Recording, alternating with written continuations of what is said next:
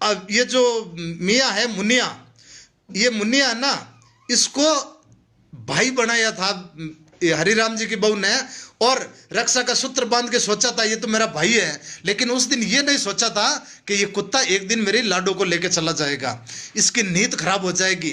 ये जो रक्षा का सूत्र बांधते हो ना आप, जिस हमारे हाथ के बंद हो गए तो हमारे धर्म के अंदर है, हिंदू धर्म के अंदर, कि हम लोग उसकी रक्षा करते हैं, हम उसकी सुरक्षा करते हैं। हमारा इतिहास देख लो, महाराजा सूरजमल से लेकर आज दिन तक के इतिहास के अंदर पहली बार किसी जाट की बेटी को कोई ये कुत्ता लेके गया है।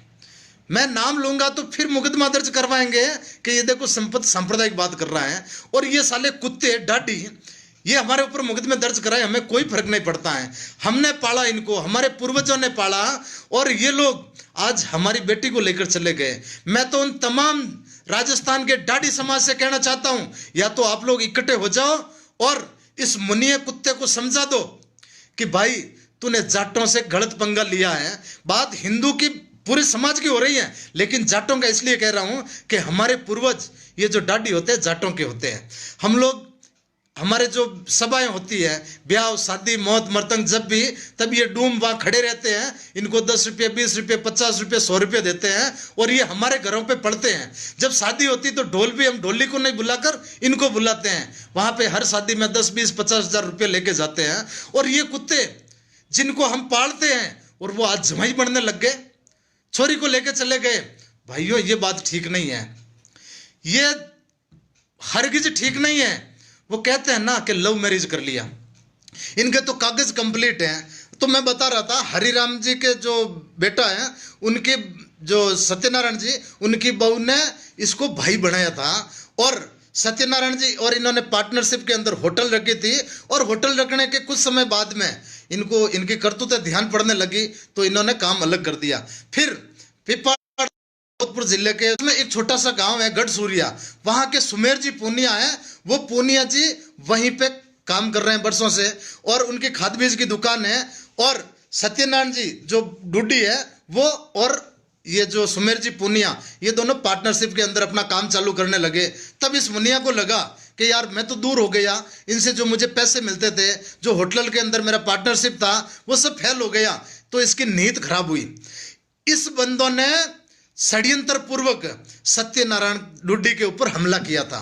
इनके दोनों, आप लाइव में देख रहे थे ना, दोनों हाथ टूटे हुए हैं, पैर टूटे, यहाँ लगी हुई है। इन्होंने मुकदमा दर्ज किया और मुकदमा दायर करवाया था, क्योंकि अस्पताल में भर्ती रहे, फिर भी ये हिमायती बन के वहां गया, वहां पे खड़ा रहा, इनकी संपत्ति लेता रहा कि मैं तुम्हारे साथ में हूं, मैं तुम्हारे साथ में हूं। और जाट तो वैसे ही भोले होते हैं, तो इन्होंने फिर भी विश्वास किया। और अभी जब ये राह देख रहे थे कि इनकी बेटी कब 18 साल की हो जाए, हम फसल की राह देखते हैं ना कि जब फसल पकेगी तब हम काटेंगे, इसी तरह से इन हरामजादों ने ये राह देखी थी कि कब इनकी बेटी जवान हो जाए, कब 18 साल की हो जाए। पहले से ही घर के अंदर जो माहौल था, हम तो भोले होते हैं ना, हमने तो विश्वास कर लिया कि भाई होगा, और भाई समझ के बच्ची ने मामा समझ लिया। और एक बच्ची जो कच्ची मिट्टी होती है ना, उसका चाहे आप कुलड़ी बनाओ, चाहे परात बनाओ, चाहे मटकी बनाओ, चाहे हुक्का बनाओ, हुक्के की चिल्लम, ये मिट्टी से तो आप कुछ भी बना सकते हो। और वो बच्ची तो एकदम मिट्टी जैसी थी, उसका माइंड वॉश कर लिया कोई तांत्रिक क्रियाओं से, और वो लड़की सीधे इनके कब्जे के अंदर आ गई। और इन लोगों ने जैसे ही 18 साल की हुई, भूमिगत तरीके से उसके कागजात तैयार करवा दिए। अब षड्यंत्र देखना आप, मैं थोड़ा सा समय लूंगा, लेकिन जो लोग फोन करके पूछते हैं ना कि आखिर वो मामला क्या है, तो ये लोग दुकान से इसकी पार्टनरशिप मुनिया को बाहर निकाल दी, तो फिर ये वहां पे घूमने लगा। और जब सुमेर जी पूनिया और इनकी पार्टनरशिप चल रही थी, तो उस समय इसकी नींद खराब हुई, और हरिराम जी की मिसेज के कुछ ऑपरेशन करता था, और सुमेर जी भी वहीं थे, इनकी बच्ची जो मनीषा डूडी वो भी वहीं थी, हरिराम जी वहीं थे, पूरा परिवार वहीं था। जब एक उनकी कुछ भाइयों से निवेदन कर रहा हूँ, यारों बीच में फोन मत करो, आप लोग ही बीच में बार बार फोन कर रहे हो तो ये लाइव डिस्टर्ब हो जाता है। तो जब बच्ची का ऑपरेशन था, सॉरी बच्ची की माँ का ऑपरेशन था, तो वहां पे सुमेर जी पूनिया जिनकी 4 बच्चियां हैं, अब वो गढ़सूरिया के रहने वाले, इनके पार्टनर हैं, इनके रिश्तेदार भी हैं, इनके भाई के साले के कुछ लगते हैं, तो इनके रिश्तेदार हैं, तो वो तो वहां पे थे। तो वहां पे परेशान कर रहे हैं, बच्ची को घर छोड़ देना और टिप्पण लेके वापस आ जाना।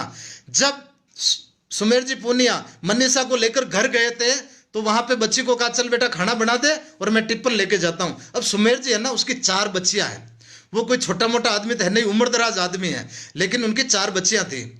और जब वो घर पे गए और मनीषा का खाना बना दे, मनीषा ने टिप्पण तैयार किया था और वो वापस टिप्पण लेके वहां से सीधा घर गया, इसके बेटे को साथ में लिया और ले जाकर थाने के अंदर मुकदमा दायर करवाया बलात्कार का, कि सुमेर जी पूनिया ने मनीषा के साथ बलात्कार का प्रयास किया। अब बताओ इससे बड़ा धोखा क्या हो सकता है। मुकदमा दर्ज करवाया, चलो कोई बात नहीं। अब वो तो अस्पताल में बैठे थे और पुलिस वहां चली गई मुकदमा दर्ज होते ही उनको गिरफ्तार करने के लिए, और गिरफ्तार करके लेके आ गई। जब उनके दादाजी गए, उनके परिवार वाले गए, उधर तो एक बहू हॉस्पिटल में भर्ती है और इधर पति और ससुर जाके बेटी के हाथ पैर जोड़ रहे कि बेटी तूने ये क्या कर दिया मनीषा। बच्ची का तो माइंड वॉश था, अब उसको तो कुछ समझ में आ नहीं रहा था, तो उसके हाथ पैर जोड़े कि बेटा ऐसा मत कर, तू घर चल और ऐसे मत कर। बच्ची मानी नहीं। पुलिस वालों ने प्रयास किया कि बेटा तेरे ये दादाजी है, तो फिर भी उसने मतलब मानने से इनकार कर दिया। शाम तक बैठे रहे, कुछ पुलिस के अधिकारी भी आए, उन्होंने भी प्रयास किया, तब बेटी समझ में आई और वो घर चली गई।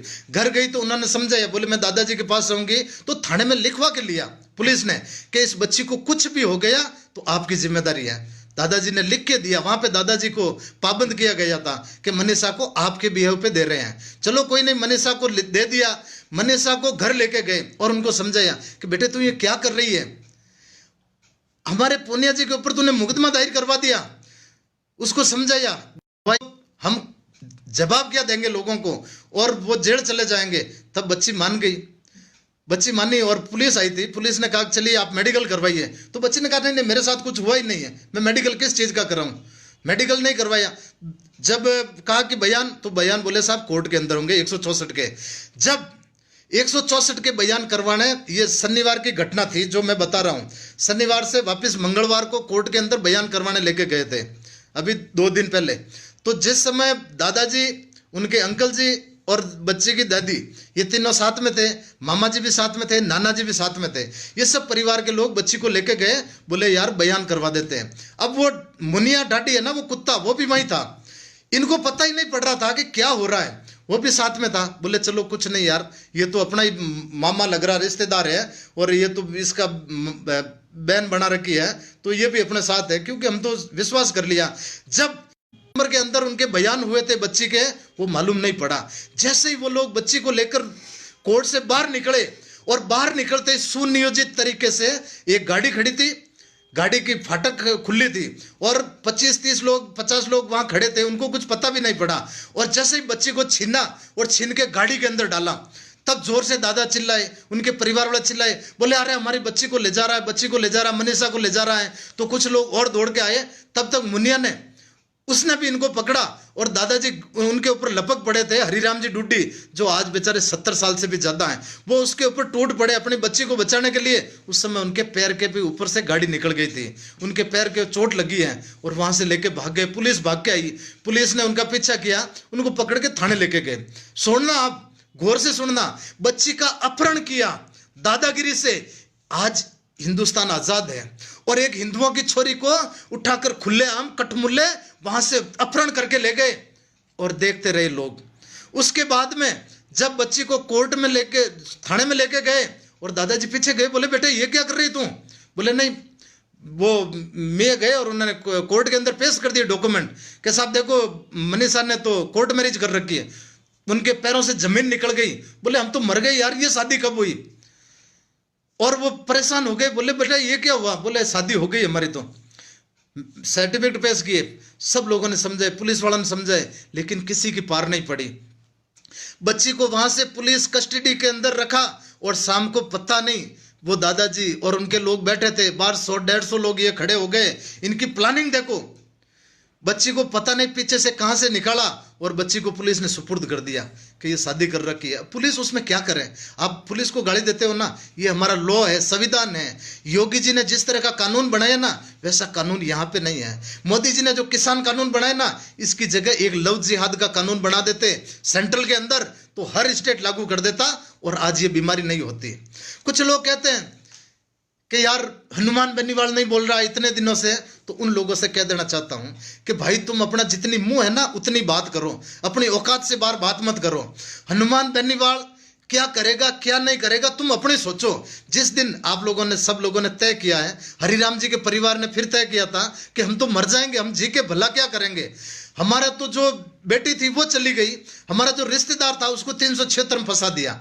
फिर हाँ सोचना, कल हम लोग भी गए थे और ये लोग जब एसपी साहब के पास गए थे, वहां पे डीसीपी वो जो जोधपुर पहले डीसीपी प्रीति चंद्रा जी बहुत ऑनेस्ट लेडी है, किसान की बेटी है और पूर्व सैनिक की बेटी है।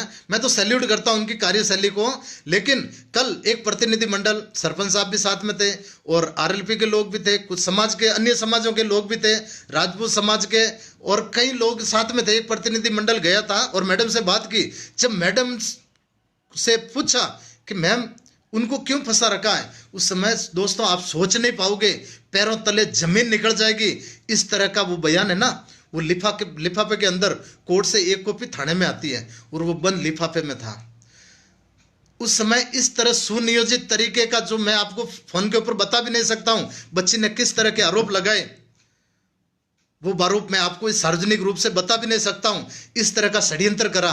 इनको पता था कि जब हम इस बच्ची को लेके जाएंगे, उस समय ये जो पूनिया है, सुमेर पूनिया इनका पार्टनर है और जो एक दबंग आदमी है, प्रतिष्ठित आदमी है, ये हमारे बीच में अड़ंगा डालेगा। तो इन्होंने पहले 376 का मुकदमा लगवाकर, अब पुलिस कैसे कर रही है काम वो भी पता नहीं, दबाव के अंदर है या फ्री हैंड है वो समझ में नहीं आ रहा है। जब मेडिकल नहीं हुआ, उसके दादा, उसकी दादी, माँ बाप, चाचा चाची, नाना नानी, मामा, पूरा परिवार रो रो के कह रहा है कि पूनिया जी के साथ में कुछ नहीं हुआ, पूनिया जी ने हमारी बच्ची के साथ कुछ नहीं किया। फिर भी उनको अरेस्ट कर लिया और कह रहे हैं कोर्ट से जमानत होगी। अब मित्रों, आप लोगों से कहना चाहता हूं कि ये जो षड्यंत्र है ना, ये पीछे से अर्ध मुसलमानों को लागू आगे किया है। देखते हैं कि एक जाट की छोरी जो मार्शल कौम अपने आप को कहते हैं ना कि हमारे तो महाराजा सूरजमल, उस समय भी अंग्रेजों का दौर हुआ था, मुगलों का दौर हुआ, लेकिन हमारी बेटी को कभी मुगल भी नहीं ले जा पाए। आज